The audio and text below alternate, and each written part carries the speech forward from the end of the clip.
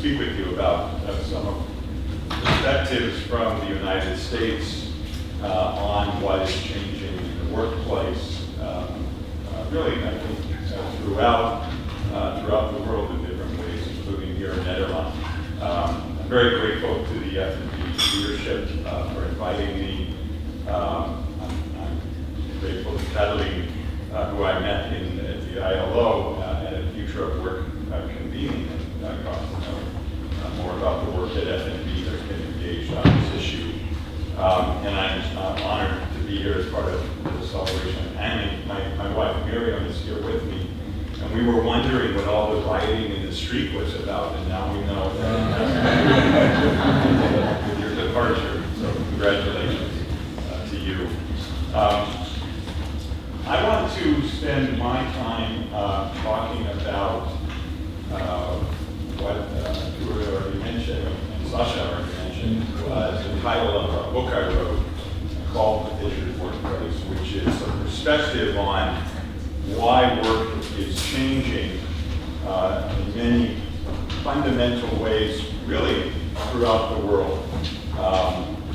And it's my attempt to try to think about what really is underlying changes like flexible contracts, the increasing nature of informal work, the increasing precarity of work that we're seeing in so many countries, the growth of inequality, and the decline of unions, which is something we see across the OECD nations. Certainly we're experiencing it in a very significant way and have been in the United States, but it is a global occurrence.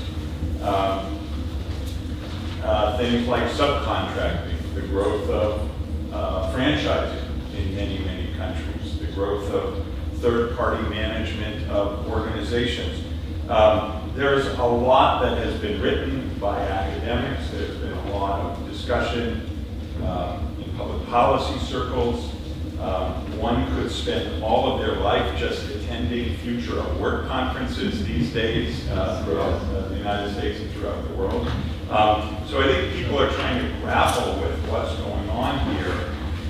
And what I want to offer you is, at least for purposes that I hope will be helpful in the larger discussion this afternoon of the consequences of globalization, an explanation rooted in changing business models and fairly fundamental changes in business models. And these are business models, though my experience is very much rooted in the United States. Many of the businesses that I'll speak about are international businesses that certainly have a footprint here in the Netherlands and in Europe, but also have analogies, even if they aren't the same companies. I've had, just in discussions I've had in the last week, it's clear that there are local companies in the platform economy here, companies like Deliveroo that I think are engaged in very similar things as we're seeing in the United States.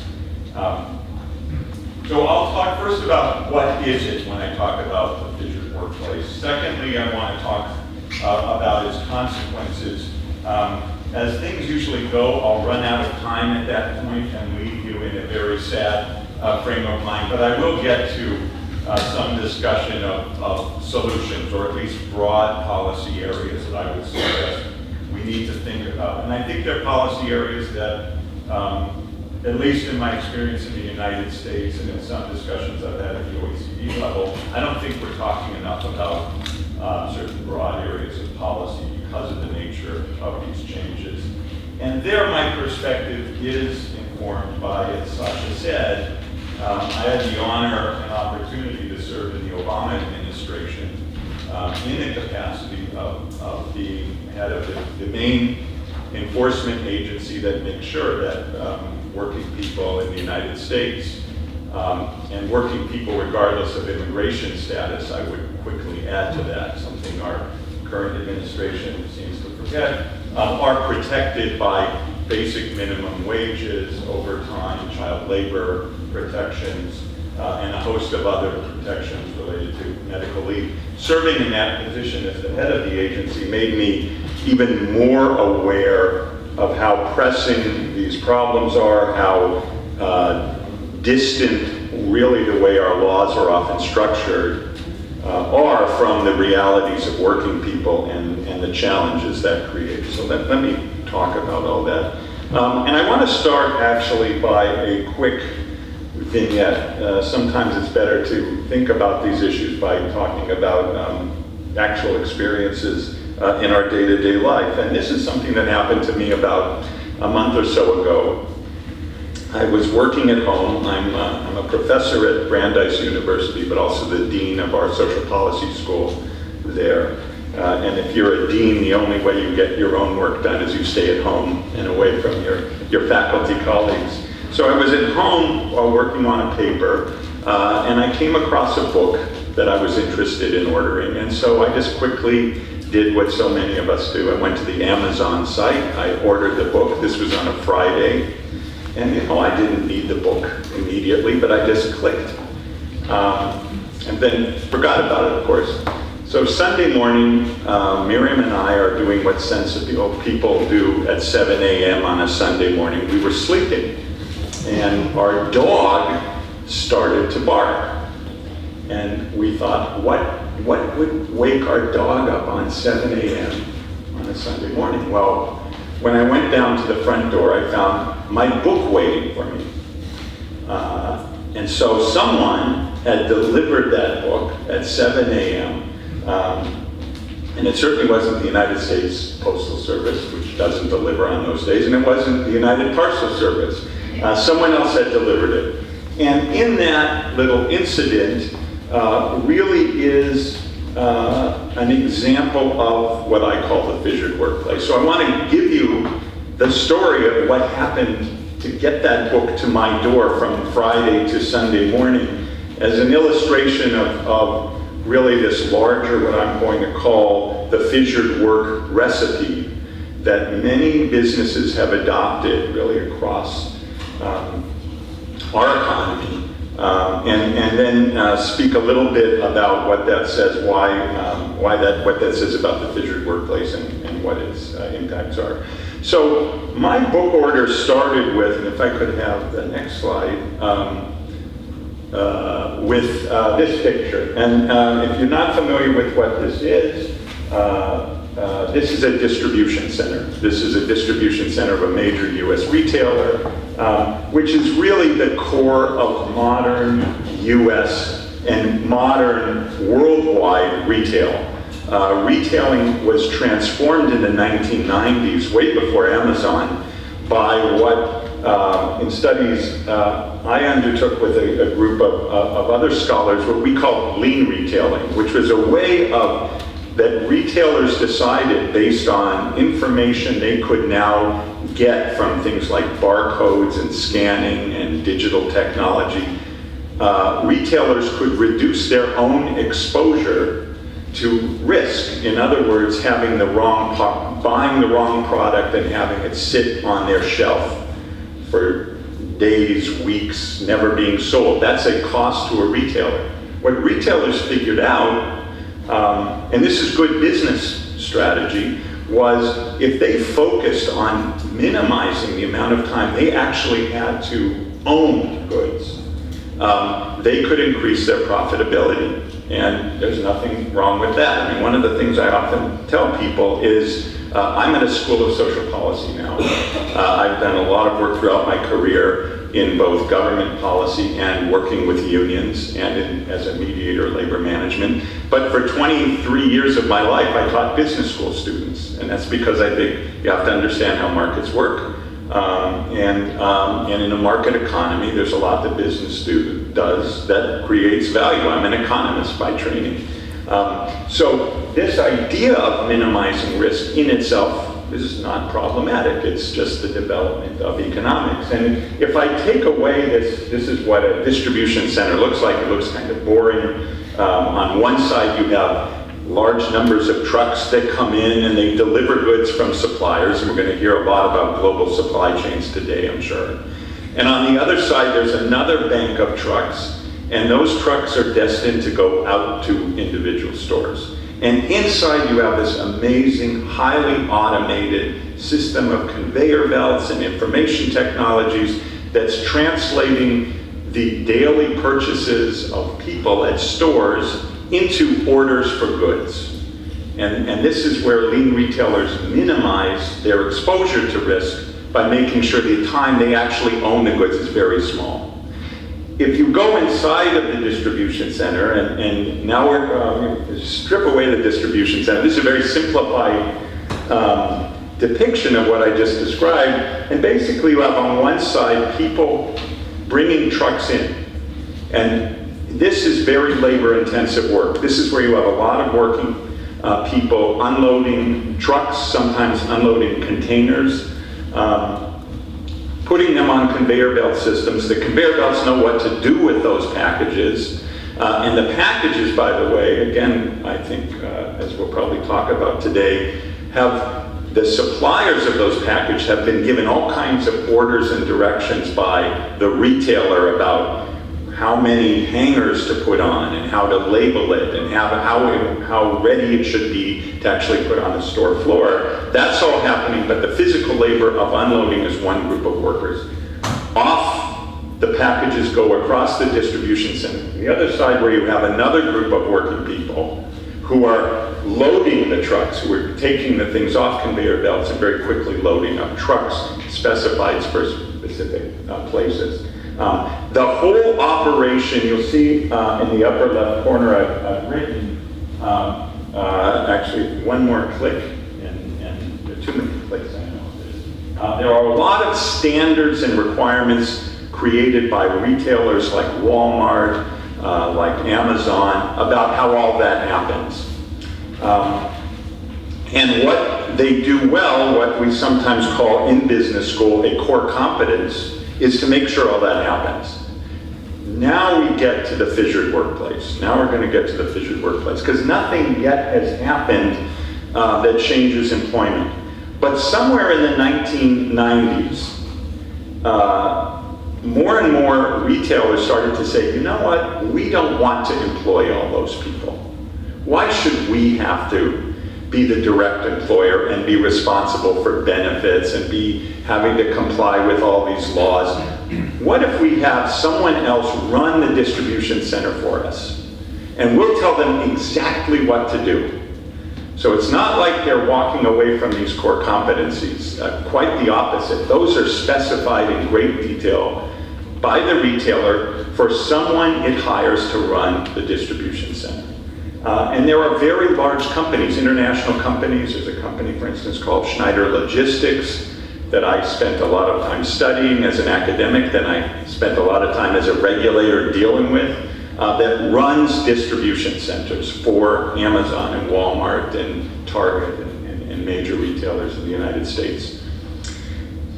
So we've started to break apart employment, but we're not done, because those large managers of the distribution center say, you know what, we don't want to hire all those people. Why should we be the employer? We will staff the distribution center with our managers who will make sure that we keep to the standards that the retailer gives. But we're actually going to make the messy business of hiring people someone else's problem. And so what you see in this figure is 2 boxes, and it could be 5, 8, 10 boxes in a distribution center, of the third-party manager hiring staffing agency, temporary agencies, to actually hire those workers. So now we've broken employment even further, and we're not done. Because what's happened in this sector, as it's happened in many sectors in the United States, is the staffing agency said, well, let's not treat you like our workers. We're going to treat you, because you are energetic people, as independent contractors. And you are each your own business, essentially. And so instead of an employment relationship, we're going to pay you on the basis of the number of trucks you load. Now, we're going to tell you we need you here at 4 a.m. because whenever the first truck comes, you got to be here. and we'll tell you when you can leave, but your pay will be based on the number of trucks you load or unload. And under United States law, the minute you become an independent contractor, you have lost your rights to minimum wage and overtime. You have lost your rights to compensation if you're injured in the course of doing your work. You have lost your right to be organized by a labor union. You have lost your right, if you are sexually harassed at the workplace, to have a claim because you have no employer anymore. You're an independent contractor. All of that's been peeled away. And that becomes the fissured workplace. That's the fissured workplace, is that we have broken apart the whole state of employment based on this much larger, not only business core competency, but a business strategy that tries to pull apart the employment relationship. And to finish my story briefly, that I just told you an old story. That was the story I would have told you up till about 5 years ago. Now, as this figure is depicting, it's no longer stores that people want to deliver to. The whole game has changed to delivering to people's homes. And a company like Amazon in the United States doesn't want to have to pay a big, strong business like the United Parcel Service, which happens to be unionized in our country, or pay the United States Postal Service, which happens to be unionized in the United States. Instead, what they are creating is a new form of fissuring. And so, out of the distribution center for the things that are directly delivered to the home, like my book that morning, they have a set. There's lots of different models that Amazon is experimenting. I'll just tell you about one of many. They have something called Amazon Flex. And Amazon Flex is now a platform that you as an individual who needs some money basically signs up. They do a background check to see that you're not going to pilfer their goods. If you pass the background check, you get an email ping that you now can go through 19 videos that'll tell you about how this system works. And then Amazon Flex has the following bargain. They said, well, we're going to give you a shift. You're not an employee. You are an Amazon Flex independent contractor. And we will pay you for what we regard as 3 hours of work, but it's a rate, not a wage, that you will then do. And we'll pay you that, but it's your car, it's your gas, it's your parking ticket if you're unfortunate enough to be delivering it in San Francisco and you have to park on the street, you get a $150 parking ticket or park, that's your problem. If, the same things I described before, if you deliver it to someone's house, if our door had been open and our dog had bit that delivery person, that's the delivery person's problem. If there's nowhere to put the box, that's your problem. You have to make sure that you get it to that person or else you will. There are consequences in terms of your future employment. So once again, we've actually pushed this model even further. And we're seeing this model, this is why I would give you the example of Deliveroo. The model I've just described in terms of service delivery is certainly very consistent with what we're seeing with platform transportation companies like Uber. It is a way of breaking apart the employment relationship in the pursuit of a larger business strategy. And what I've just described, really, I could go into great details. I could tell you the same story in the hotel industry. I could tell you the same story in our home care industry. In a wide variety of industries, I could tell you the same story. And it is a story of the fissured workplace. It is a story I call the fissured workplace. The person who gave me that term is in the room. It's Miriam, my wife. Who at an early point in her career was a geologist. One of the occupational hazards of being married to an academic is you have to hear them go on and on about their latest research. And one morning I was doing just that with Miriam, and she said, well, what you just described, it sounds like a rock breaking apart, that when you fissure a rock, two things happen. One is it deepens, the breaks deepen. And I described that to you with the retail industry. You start with the third-party manager and they break it apart further to staffing agencies, and they break it further apart to independent contracting. I could tell you similar stories in the eating and drinking industry or the hotel industry where you have subcontracting doing that, or franchise systems doing the same thing. So that's the deepening of fissures. But the other things that rocks do when they fissure is it spreads. And we're seeing that spreading. I've already talked about a number of industries. We're seeing this happening in more and more places. One of the ironic things in my time as the head of Wage and Hour, there was an expose in the Washington Post about the underpayment of the people who served senators, United States senators, in their dining room. At some point, about 20 years ago, the Senate decided to outsource that work, even though the same workers, some of whom had worked for the United States Senate for 40 years, stayed in the job. They were suddenly part of a contractor firm. When we looked into this issue at my agency, we found out that the small company who was the direct employer was actually part of an international company, probably people in this room deal with.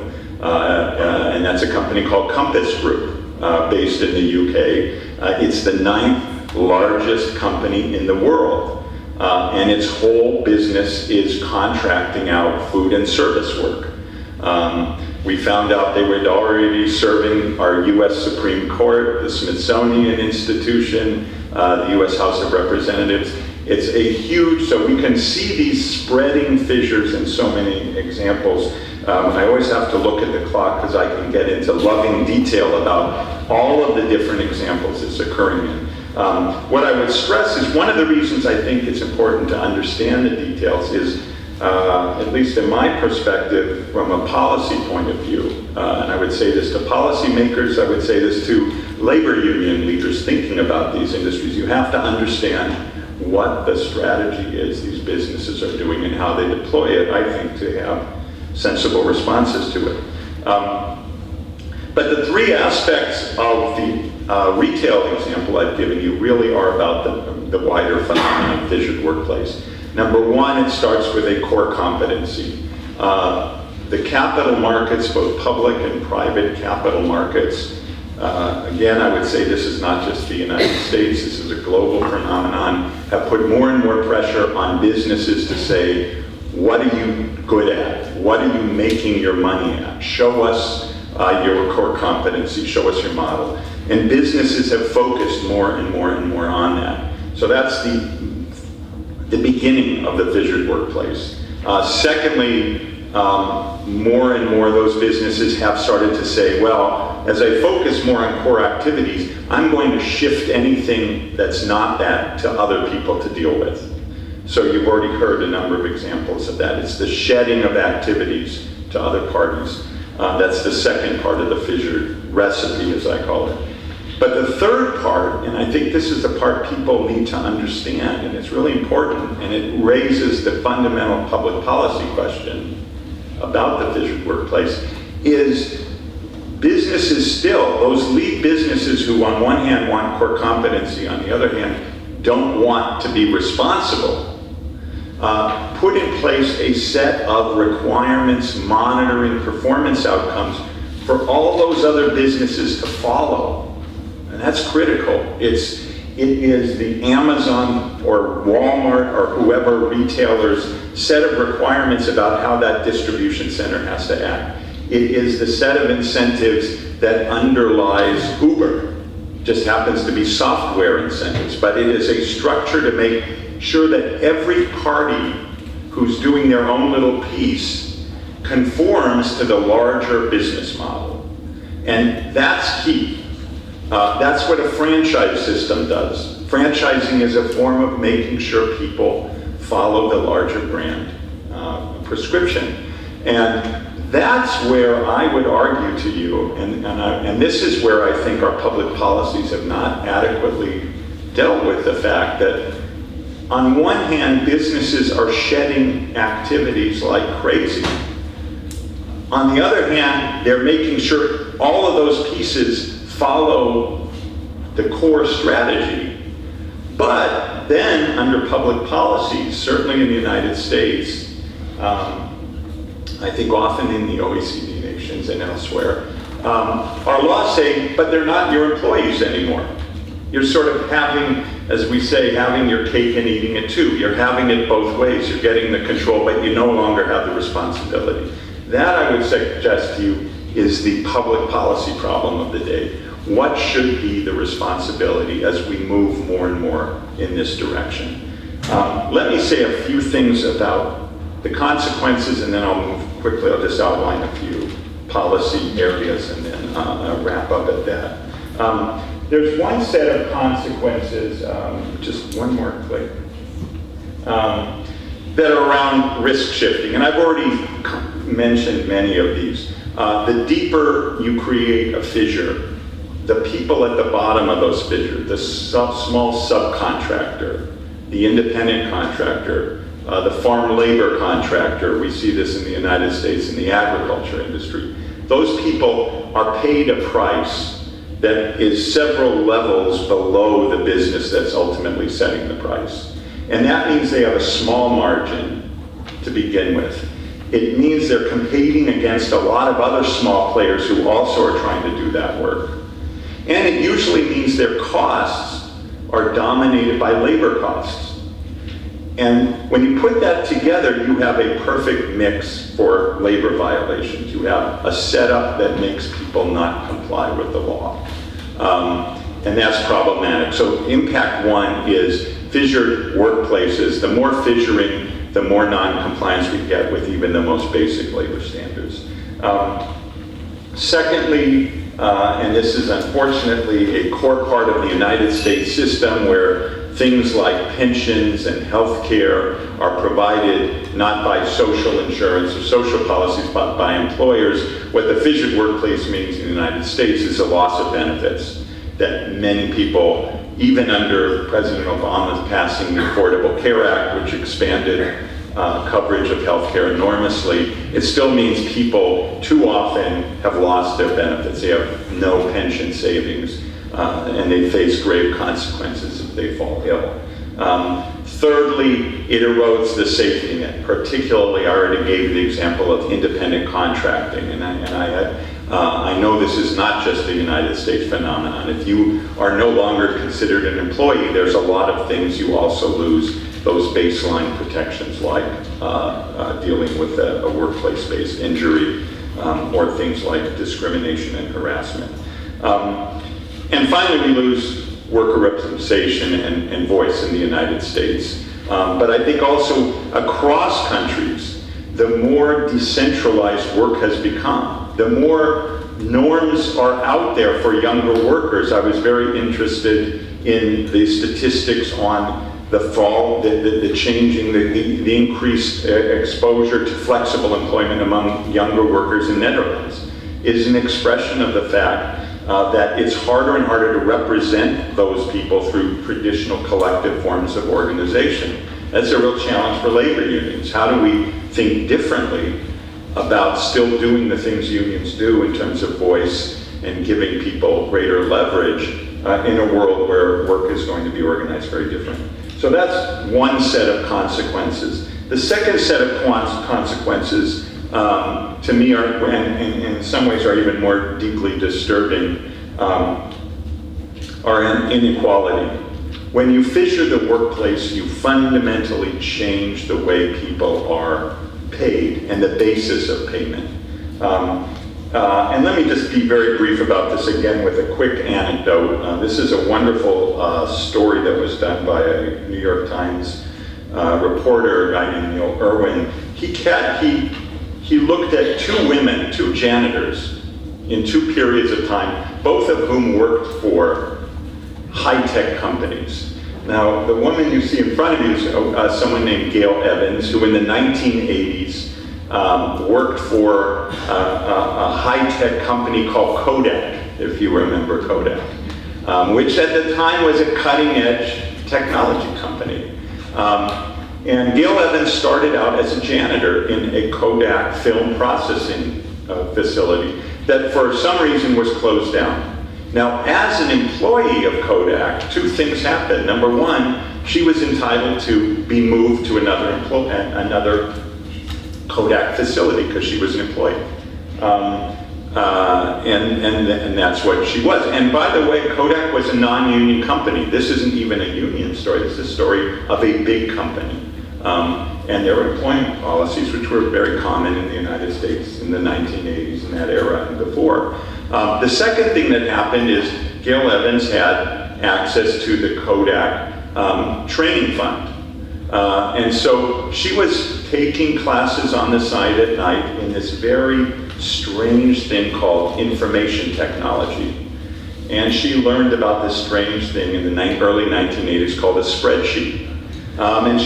And she was working on this on her own, and her supervisor in the new plant asked her to use this spreadsheet thing to just figure out where different janitors were in the facility and keep some records. And she did that, and to make a long story short, she soon became part of the information technology part of Kodak. She eventually became a vice president for information technology at Kodak, and she's now a senior vice president at a healthcare company, Mercer, where she does information technology. Now, I don't want to suggest that these were the good old days and everyone became vice presidents, but it is a story of a structure from the old form of employment that would happen.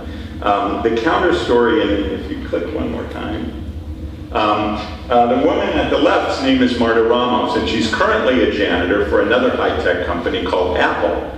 But the difference is Marta Ramos works for a contracting company. And when Neil Irwin tells her story, he basically says, by contracted janitor standards, she's doing pretty well in terms of her wages. She's paid $15 an hour, which for janitors is considered a good wage. Still, if she has a family of four, she's just barely above the poverty level in the United States, particularly since she lives in a very high-cost area, San Francisco. And she gets some benefits. But the real point is, she's not an Apple employee. She'll never have that story because she's not part of that structure. And even more so, her wages are not being set by Apple. I'm not going to go through the slides here, but I would tell you there's a lot of evidence from economists in the past that if you worked like Gail Evans for a big company, even a non-union company, your wages tended to carry up with the company, whether you were a janitor, an engineer, a manager. Wages tend to travel together when we're all part of the same family. And there's lots of reasons and theories about why that's the case. If you break apart, if you fissure the relationship, that changes. And it changes in the sense that the company is no longer setting a wage, it's setting a price for a service. The wage setting process is someone else's problem. It's that contracting firm or that contractor of the contractor's problem. And that means wage setting in our economies. And this is something I would argue spans all of our economies affected by this. Wage setting, union and non-union, has been transformed. And one of the drivers, and again, I won't go into it now, I'll save you a bunch of my economist slides on tables and trends, but I'm happy to talk about it in the course of discussion, really suggests that a big part of inequality is being driven more and more by people being pushed into different kinds of companies. The more you are in that lower subcontractor, no longer linked to the company that, for all intents and purposes, you are working for in terms of what you do, but you're no longer paid by them, your wages will be depressed by 10, 15, as much as 20%, just your salary and wages, because of that detachment. And I would argue to you, therefore, one of the biggest challenges facing us in the economy is around inequality driven by this transformation. This last slide that's about to come up, I think, says a lot. And it shows that somewhere in the night, these are two trends in the United States. One is productivity, value added per employee in our economy. going back from 1973 up to about 2000. I think this one goes to 16. From the period from really after the war to about somewhere in mid-1970s, productivity and compensation moved up together in our economy. Somewhere in the late 1970s, that broke apart, whereas our economy continued to be more and more productive, but workers shared less and less. That gap you see is a gap driven by a disconnect between productivity and compensation. One of the things we know happened in that period was a rapid decline of unionization, but that wasn't the only change. I would also argue this is, as we've had more and more fissuring, has driven more and more into that. Let me finish by then, the last 2 minutes, see it happen to me again. I want to just suggest 3 areas where we really need to think about the fissured workplace. What do we do? Number 1, I've already suggested the fact that our public policies have been woefully deficient in acknowledging the change that's happened. We have to really think hard about saying, on one hand, businesses can really prescribe so much about what happens at the workplace. On the other hand, not have the responsibility traditionally we've linked to the employment relationship, that we have linked to the fact that the employment relationship is inherently an unequal one. That's why we have public policies. That's why we have unions. That's why we have social protections, so that we balance the gains from productivity, the gains created by businesses, against the risks we put on working people in providing their part of that bargain. And so we have to rebalance this idea and think about policies that really require companies to say you can't have it both ways. One of the innovations we spent a lot of time with in the Obama administration, particularly in my agency, was figuring out new ways to do enforcement to see that that happened. That even if we didn't change laws, we administered our role as an agency in a different way. And there's a whole set of policies. Less relevant for me is to talk about what we're doing or the challenges in the United States, but I would put on the table, as you think about your own situation and some of these changes, how do the laws balance those different interests here in the Netherlands and here in the OECD more generally.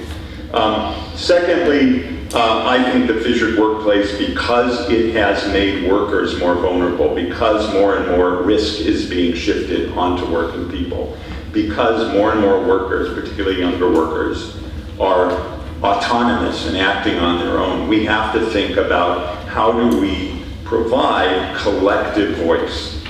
And that might mean doing things in a different way. I spend a lot of time, both as an academic and in my former role in the government, talking to unions about the need to really think about how do they do their work in new ways. In the United States, we have a lot of new forms of worker organization that are out there.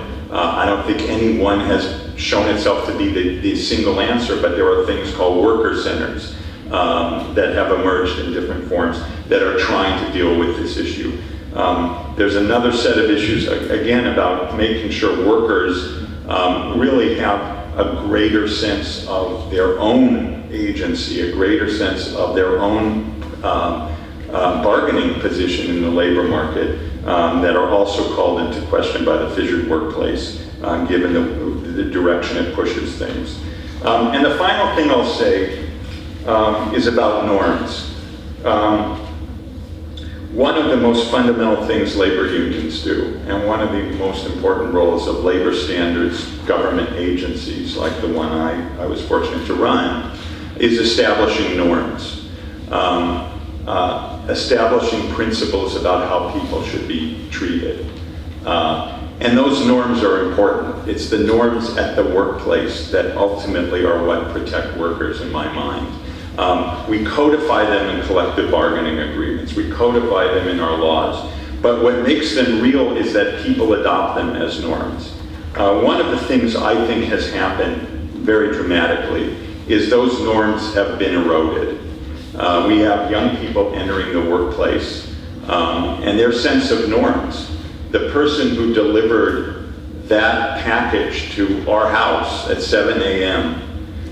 Is operating under a very different set of norms than the UPS driver who would have had to wait till Monday. And by the way, I would have been happy to wait till Monday, Tuesday, or even Wednesday to get the book. But the norms erode and they're changed. I think, again, less relevant to this audience is how to think about reestablishing those norms in the United States. What I would offer to you, and perhaps it's something we can think about in the course of the discussion today on the consequences of globalization, is how do we protect norms in the very different world that is emerging now. Thank you very much.